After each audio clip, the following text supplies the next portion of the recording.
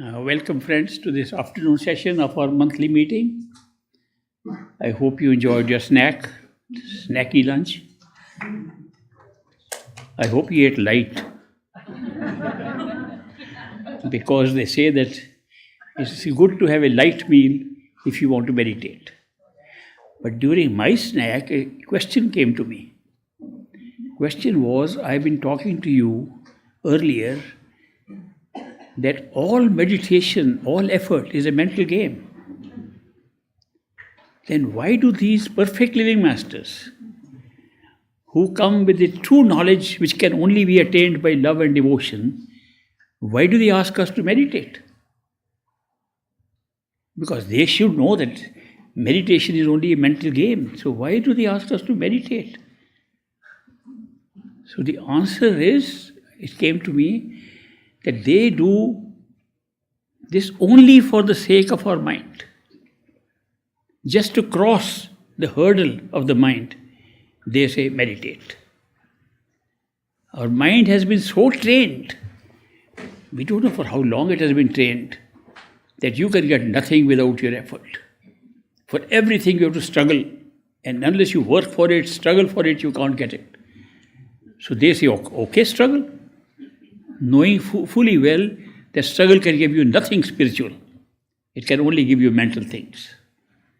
So they make it happen because we like to do something.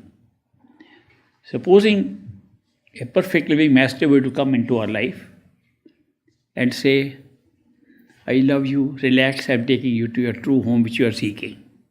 We'll say, now what should we do? What are we expected to do? It's natural for the mind. So what will they say? Meditate. Okay, try. Try hard. Why do they say try hard? Because then only you will say that it doesn't work. If you try little, you say maybe I haven't done enough. And people come and tell me, maybe we have not done enough meditation, we were required to do 1/10 of our total time, 2.5 hours, we couldn't do, it was very difficult. Maybe we should do more meditation. You go to masters, we couldn't complete our meditation, do more. It's only when you have tried hard and say it doesn't work. What works? They say only love and devotion works on the spiritual path. That is the spiritual path, love and devotion. 2 words, love and devotion. Why 2 words? Because we feel the love and automatically we become devoted to where the love is coming from. Devotion is a response to love. It's automatic, natural in us. So when we experience that unconditional, non-judgmental love, devotion comes automatically. And that is why they use both phrases. Love and devotion. Pyar, bhakti. Love and devotion. So you become devotees automatically when you experience that kind of love. You don't become devoted if it is merely an attachment or merely an attraction to somebody, merely a gender attraction or attraction because of other features we have. That doesn't create this kind of feeling. But pure love, when it comes, it makes us devotees by itself. Automatically we get that feeling. So love and devotion go together and are the secret. Somebody asked me once, if that is truly a secret, is it not a shortcut? I said, it is the best shortcut. If somebody comes and says, I have no doubt in my mind, I have no doubt, I have full faith, can I go to my true home without meditation? My answer will be yes. A correct answer. But we don't have no doubt and full faith. We have full faith till things are going our way. And the mind is happy, oh, everything is great. We have full faith. Tragedy occurs in your house, faith has gone. Full faith has just disappeared. Why? Son died, husband died, so-and-so died, accident happened, I lost my limb, I did this. Couldn't Master protect me? How can I have faith in this Master? But previously day we were saying we have full faith. A little event of our life happens, which is part of our destiny. And destiny can be seen, like I said in the morning, can be seen from the very origin where it's made at the causal plane, and can also be seen here where we are living here. The destiny here, as played out, is following a certain law. We call it the law of karma. What is karma? Law of karma, also created at the causal plane, law of cause and effect. Our mind functions by dividing its decisions and actions into good and bad. Moral code is built into our minds, and very often it's affected by the society we live in, the country we live in, the culture we live in, religion we live in. They lay down the rules. This is good, this is bad. And the mind accepts that. So when the mind accepts a moral code, when it tries to do things, it says, this is good, I am happy to do it. I should be rewarded for it. And you do get rewarded. Then you say, this is bad, but it's very pleasurable, very nice. Okay, it's bad. One time doesn't matter. Okay, but the guilt continues. I did something bad. I deserve to be punished. I will never do it again. And we do it again and again. I often ask my audience, have you ever made a decision, this particular thing I will never do again, and I still did it again? How many of you did that? See, almost a universal thing. We make decision, we won't do it. What is the result of it? The more often we repeat that, the guilt level keeps on deepening in us. The guilt level starts punishing us from the very moment of the experience of guilt. And later on, the reaction comes because of the law of karma, cause and effect. You think you did good, rewarded. You think you did bad, punished. Our destiny is made up like that. Well, somebody can say, I don't want to do any bad thing. I know this law of karma, so I'm going to be very good all my life. I'll avoid everything. Very strong will is required for that. But supposing somebody does it,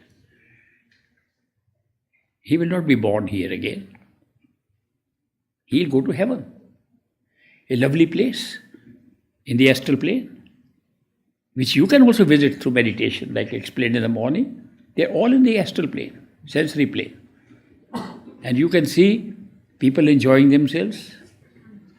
And so many of them saying, why did we land up here? We want to go back to the physical plane.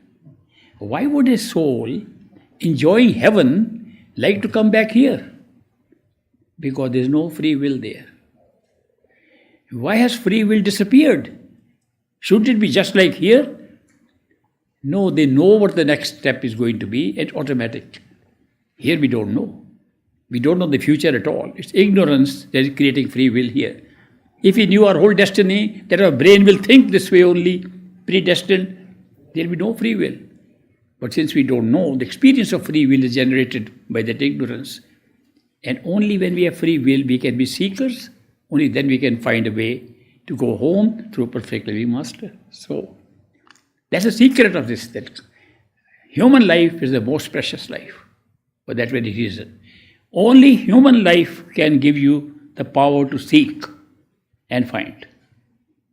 All other lives are built on carrying out your destiny instinctively, automatically, autonomously.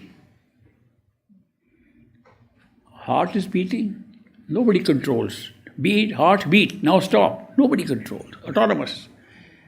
Most of our life is autonomous. Other lives like angels in heaven and hell are all autonomous.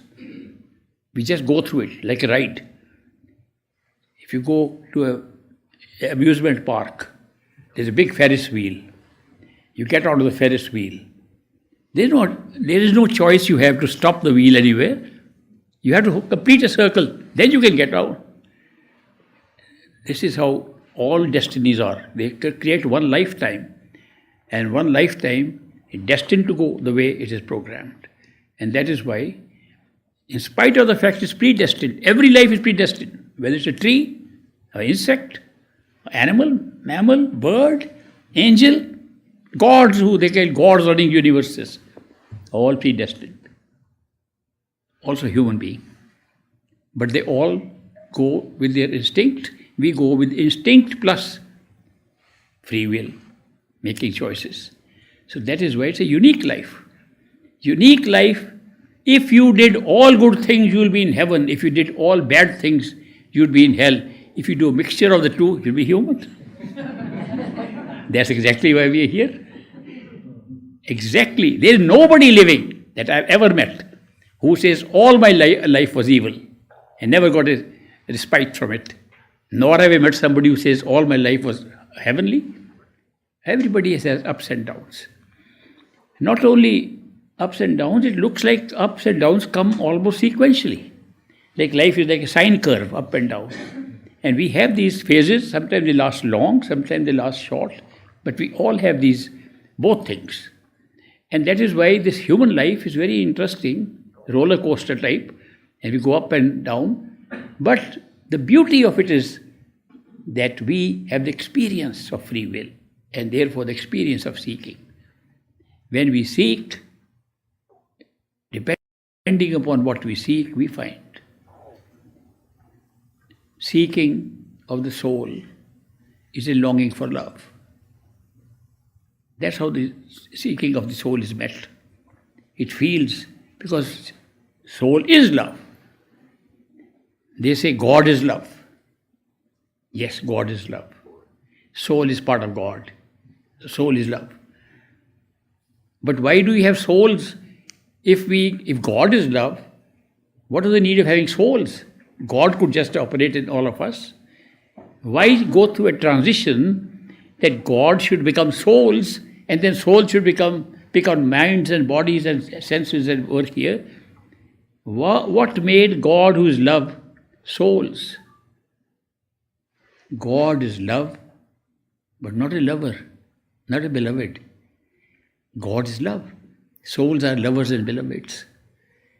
The many were created in the one. So this, what it was, became an experience, became something to experience. There are so many things that are in a certain form, but not experiential. They become experiential. Since love became experiential at the spiritual level, it has percolated even here. We have all true love in our hearts.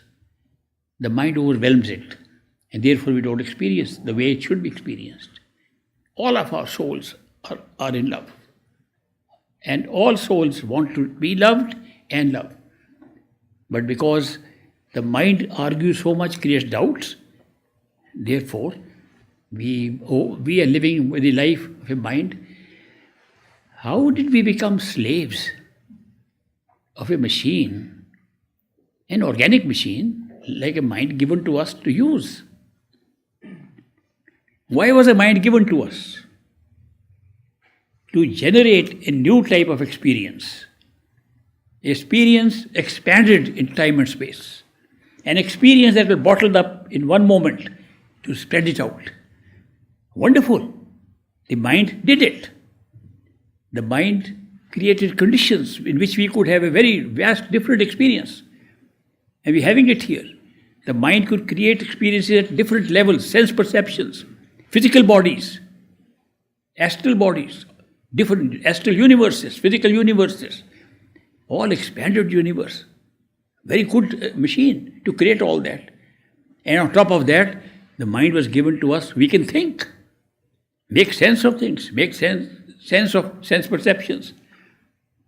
Some people don't know that function of the mind. When we see something, for example, we see this, flowers. Is the eye seeing flowers? No, it doesn't know what flower is. What is eye seeing? The eyes are seeing different colors and different shapes. It can't see flowers. What is making these flowers?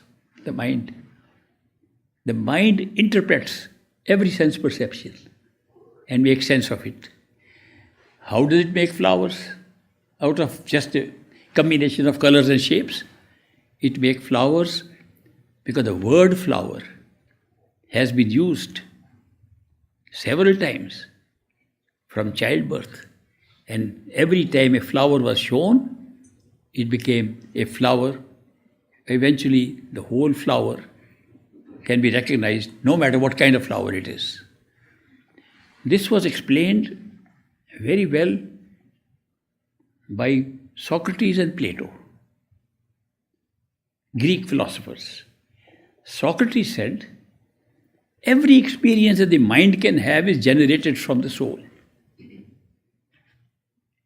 Therefore, you can't have any experience here unless generated by the soul and then put into the mind. Plato explained further. He said that the world is made up, this physical world is made up of ideas that come from the astral world. The concepts are made up in the causal world. Now imagine these three words: concept, idea, physical reality. Now let's examine actual example that Plato gives in his discussions. He says, look at an example of a chair. We are all sitting on chairs. I am sitting on a chair. The word chair. Does it mean this chair or that? There's a little difference, I notice. Word chair applies to all these chairs. How come? The idea of a chair came first. But before the idea of a chair could come, the concept that we could sit higher than the ground, because we used to sit only on the ground, the concept that you could possibly sit higher came up first. Chair, the concept that you can make it actually stool-like a thing on which you can sit, came next.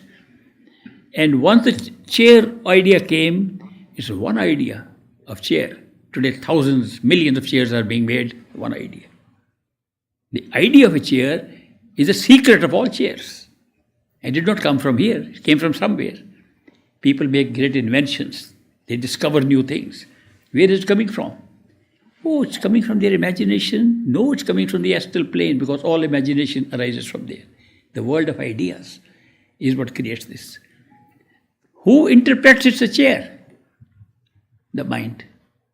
Who looks at a chair? The eyes. All sense perceptions, they pick up senses. The mind puts them together to make sense of it and uses language to convey it. So, we have all different languages. I am calling it an English chair. In India, I call it a kursi. In other place, I'll call it some other name. Every language has a different name. In the astral plane, there is no name. The idea of a chair is the name. But supposing I am used to calling it chair in English here, and I want to communicate to somebody in meditation at the astral plane, I say chair, that person doesn't speak English, speaks German, Deutsch only. That person will hear the word Deutsch. I speak to a person in India, I'll say chair, they won't hear the word chair. I will only say, think in my mind, chair, that person will hear it in their language. The meaning of what it is conveyed just because of the world of ideas. A very important point. Now, what is the normal means in our astral bodies? How do we communicate to each other? Do we shout at each other? No, because we don't have any physical body. We only have sense perceptions. We can try to shout, but nobody can hear it. So communication is by thinking of something. When you think of something, other person understands. We call it telepathic communication. It can also happen here. Some people say, I can communicate telepathically with people. What they are actually using is a normal thing all of us have. We all have the capacity inside us to communicate telepathically, but we are confining ourselves to physical awareness. If you open up that awareness, We can have telepathic communication. Now, some of you may have telepathic communication. You will know when you think of conveying a message in your language, other person can hear it in their language, even telepathy here. So that's why there's a big difference. This whole idea of the soul practicing the beauty of a creative world like this one, or any world. There's so many it has created. But right now we're experiencing a small slice of it here. When we look at this world, we realize how much beauty there is. We can go and look at the vastness. Billions of light years away. Which is going to be creating a problem for the scientists. I've been warning them for many years now. Why was I warning them? Because they said, this world as we see it is created from a Big Bang. That means there was nothing, no time, space, nothing was there. And then, where did the Big Bang take place? Because they say it's spreading out. Everything, expanding universe came from a Big Bang. My simple question was, where did the Big Bang start? Because if it had started at a particular point, then the point already existed. So time and space were already there. If there was no point, where did it start? Where did that Big Bang occur? So they tried to find out in the last 50 years, since this Big Bang theory was proposed. They say, you take any point here on the Earth, a single planet of a small solar system in a corner of the Milky Galaxy is the center of the universe. But if you examine the expansion of the universe, any side, all four sides of the Earth is expanding on all four sides. Under normal laws of expansion, we are the center. But then they put the center a few thousand miles away, that was the center. And now they find 1,000,000 miles away is also the center. They say the center has expanded.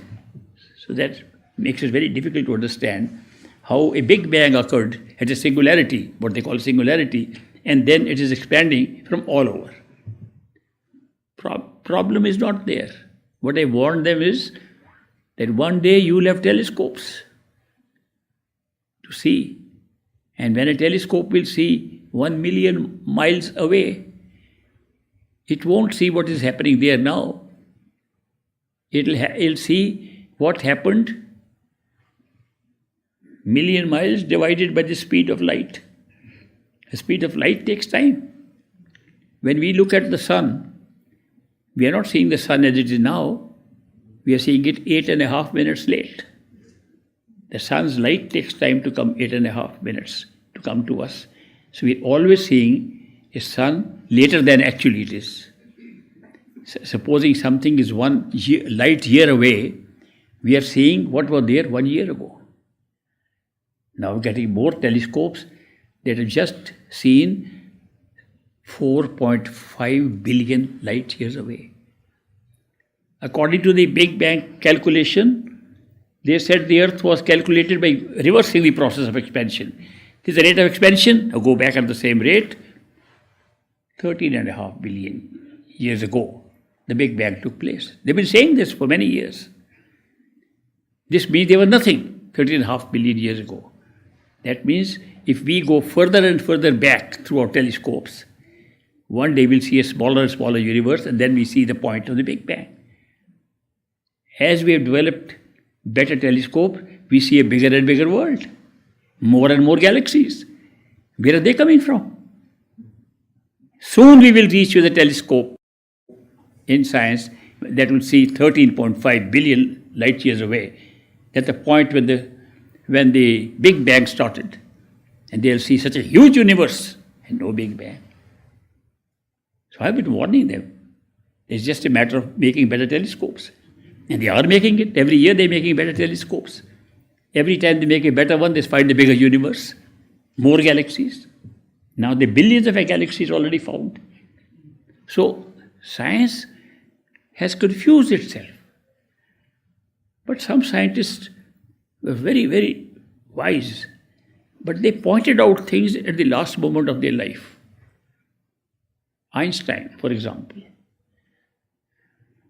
who accepted the Big Bang theory.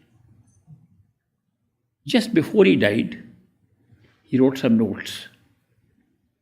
In the notes, he says that he made a big mistake while calculating all these theories, theoretical models, relativity, special relativity, general relativity.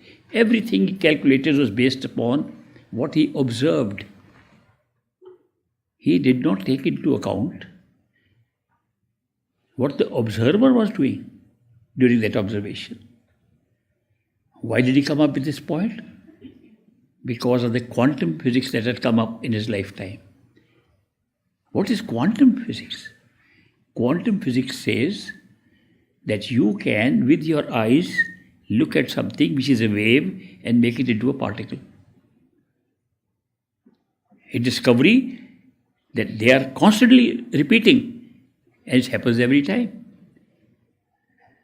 So those of you interested in this scientific stuff, I can give you an example. There's a hydrogen atom, smallest piece of matter. When we talk of matter, matter is where you have a nucleus which is positive, electrons moving around it. All matter is made like that. Hydrogen has only one electron moving around the nucleus. So we call it the simplest matter. Helium is the next bigger matter. But let's go to the smallest. There is one electron. We have enough laser technology and photographic technology, electronic photographic technology to even see a molecule. And we have seen the atom of hydrogen. And we have seen that the hydrogen atom has only one electron moving around at a certain distance which we know. And it's in orbit, going round and round. Is it going in orbit like this or like this? Or is there millions of other little places that it can go at the same distance? We don't know. If you point a laser beam of the size of electron, which can be done today, at the distance which is the electron distance from the nucleus, you put one laser beam. Wherever you put the laser beam, the electron is there. Whether it's there, here, once you find it there, it's nowhere else.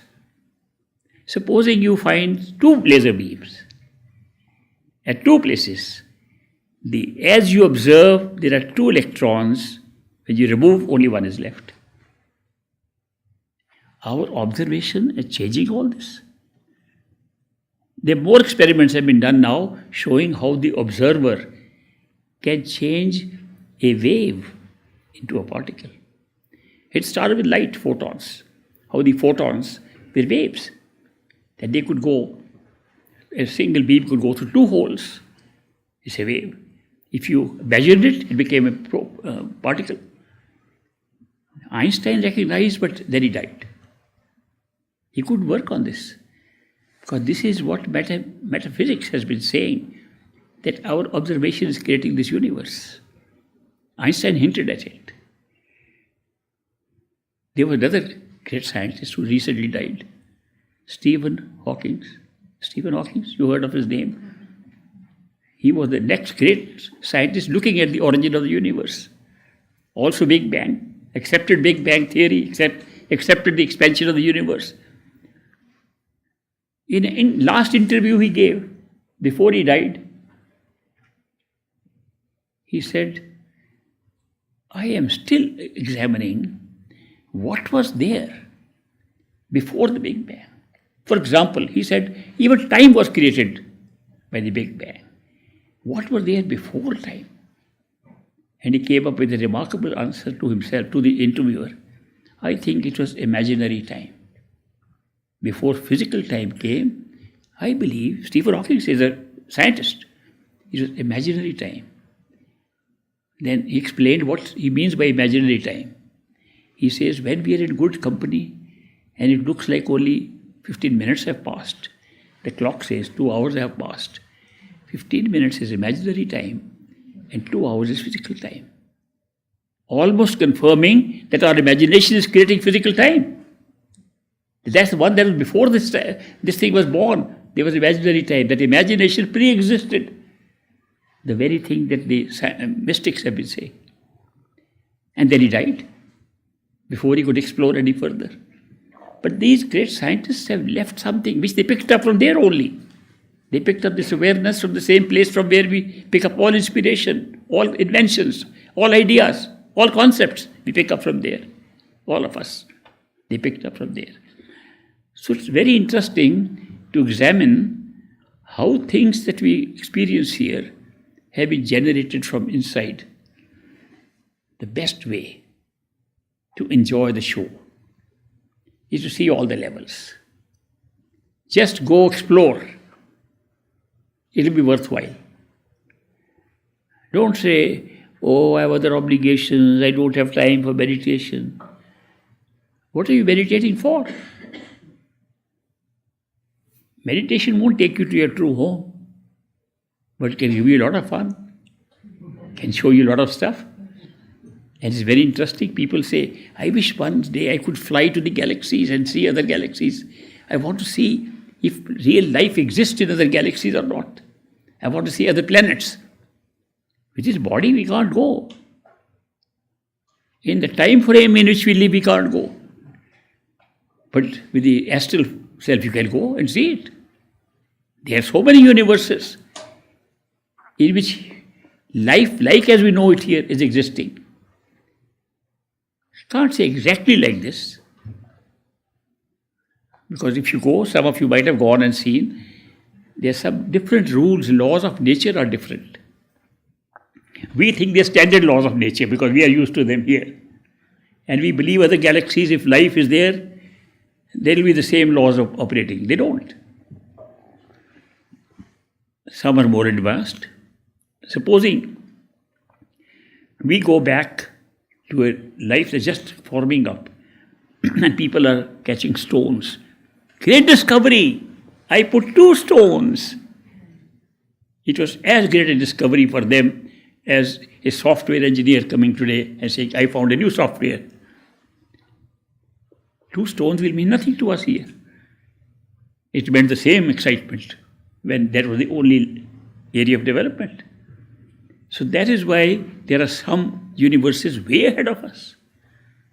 At least I can mention one universe somebody has experienced where a gadget exists to control your movement in time. We can't do that here. This is also a baffling statement for scientists. If space and time are one continuum, which all our scientists have now accepted, not only Einstein, all scientists and today physicists are accepting. It's a law of physics now. Time-space is one continuum. The dimensions of time, dimension of time is only one more dimension from height, weight, width, whatever you call it, the other 3 dimensions. It's a 4th dimension of space-time continuum.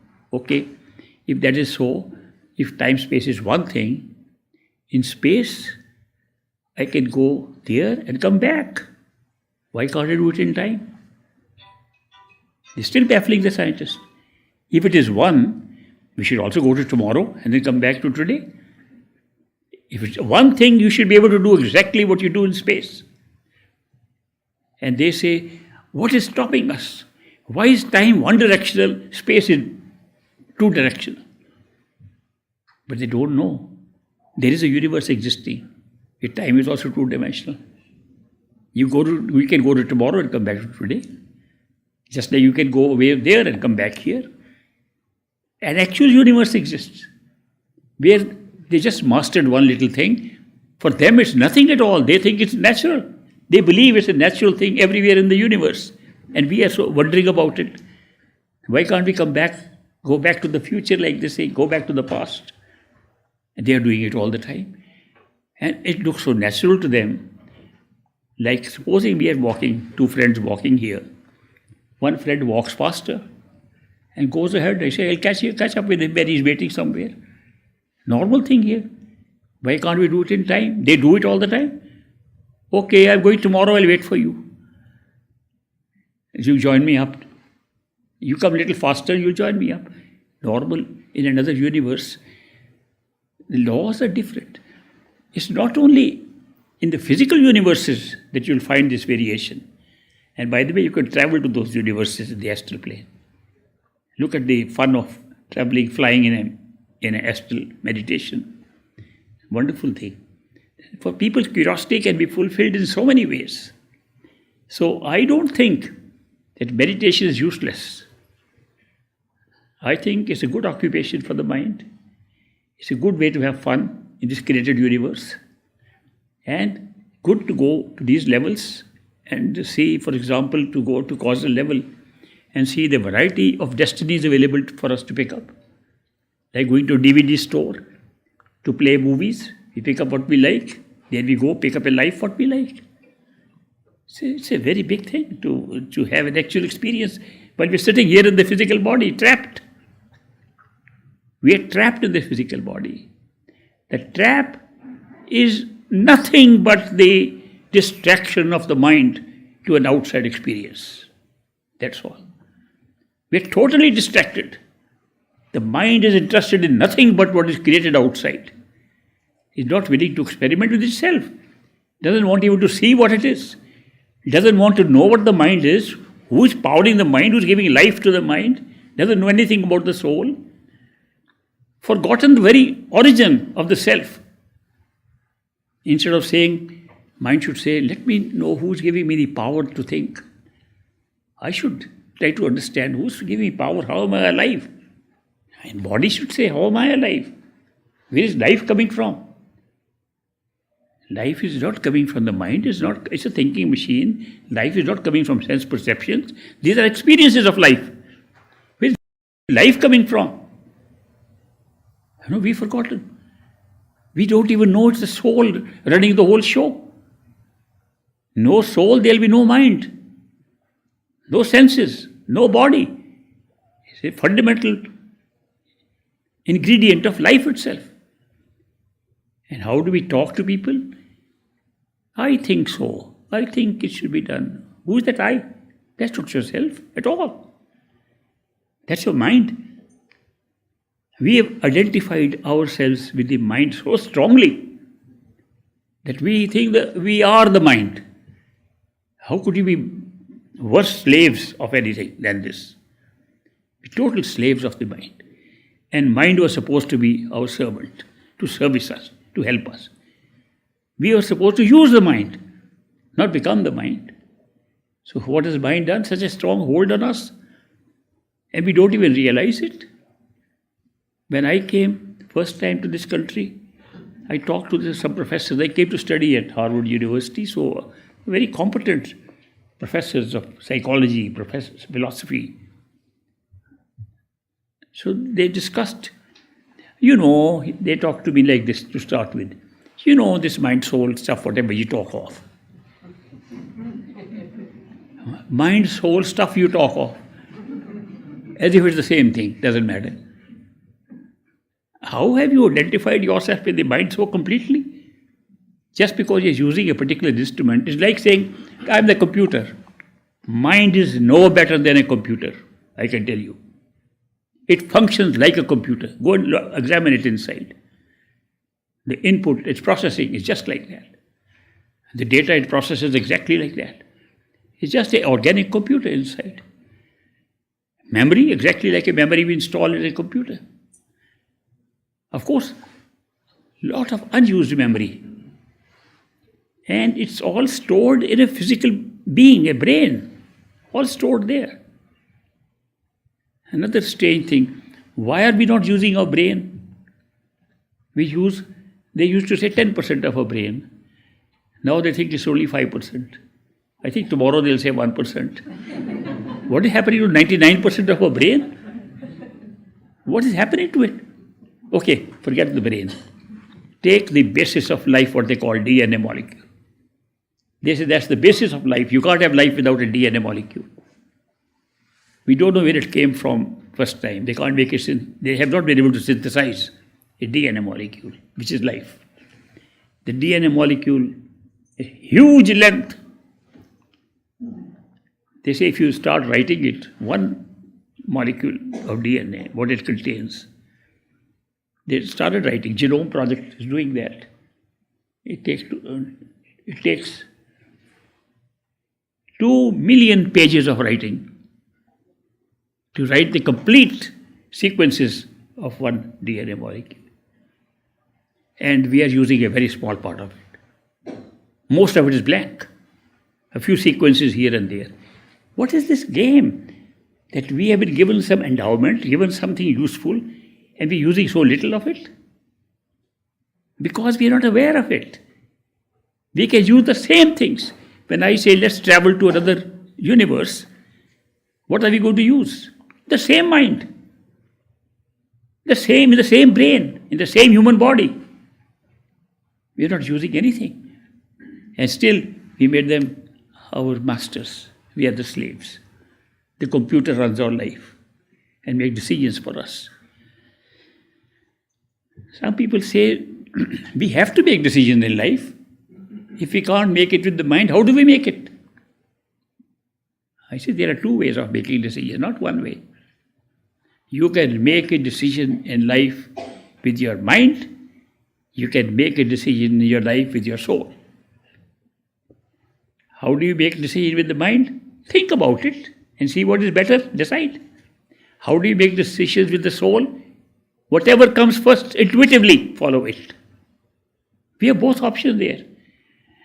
Intuition works all the time, telling us what to do. A gut feeling, something, this has to be done, this should not be done, just occurs without time inside us. Then the mind argues, no, that is a superstition. No, don't do this. It doesn't make sense. The mind is always trying to tell us what makes sense. And next day we are regretting. I wish I had heard my gut feeling. I wish I had followed that. Every day I hear people say this. And yet we don't use it. We say we should develop our willpower. The stronger we are, the stronger willpower. Willpower makes us strong. Not bodily strength. People are very bodily strength, they fall flat if they don't have willpower. If you're strong, a small person can be very strong and can face the world. The strength is in the willpower. And willpower is also 2 kinds. Mental will, spiritual will. We are constantly developing mental will, ignoring spiritual will completely. So people say we don't know. We know how to develop mental will by persisting in doing something, practicing it over and over again. We develop mental will. How do we develop spiritual will? Very simple. If you ignore mental will, it's spiritual will. It's as simple as that. If you can say no to the mind frequently enough, not all the time, 3-4 times a day, or even 3-4 times a week, you can tell the mind wants something very bad. You say no, your will, spiritual will develop, because only spiritual will can say no when the mind wants something very badly. Just try it. When spiritual will builds up, your life changes. Mind becomes your slave. Then you direct the mind what to think. Tell the mind what to do. Right now we are asking the mind what to do and going by the mind's advice all the time, which leads us to so many problems. So that is why it's a good idea that to follow the spiritual path, follow the simple elementary principles. Develop awareness of your true self, your soul. That has given life and consciousness and awareness to you. That's made it possible for you to have a life. It's a great thing. And if you can meditate and at least go through 2-3 levels that are available through meditation, go there, find out. And if you're lucky, and if your seeking is strong enough for going beyond, you will find a perfect living master. If your seeking is strong, that I want to go beyond the mind to find the true soul, and just this awareness, this strong feeling, will bring a perfect living master into your life by coincidence. You don't have to go run around finding one, because you can't find one. There are no special signs to find one. If there was special sign, supposing perfect living masters came with the letters PLM written there. People use this word PLM quite a bit, I hear. If that was though, then you know what will happen? If one PLM comes, there will be 20, 30 others just painting PLM. And that's actually happening without painting PLM. There may be one perfect living master and there will be several others around there in the same area who are not perfect masters. Many completely fake, some who have done some homework and have gone to some mental stages inside. This has been the history all over. So that is why go within, check it out. Masters will come into your life by coincidence depending upon what you seek. You seek the highest, you will get the highest. I'm very happy that you joined me today again, and we had these 2 sessions today. We'll keep on having these monthly meetings, and whatever you pick up from these meetings, practice. Don't leave it here just as a talk, as something interesting. My wife thinks that our meetings are only for social get-together. She told me so. She said, I know they are only social get-together. I said, how do you know? What she did was an experiment. That we used to meet in Bruce, Wisconsin, where we were building that new conference center. And she would invite 6 or 8 or 10 people whom she liked in the group. Others, they said, I don't invite these hippie types, but I invite thee. And she had some idea. So she would invite them to dinner. And every day, different group. So at the end of the dinner, she would ask them, how was my husband's talk today? They would all say, wonderful, very good. What did he say? And nobody could answer. See, I told you, they don't hear you. They came for their social interactions. So she tested out many times.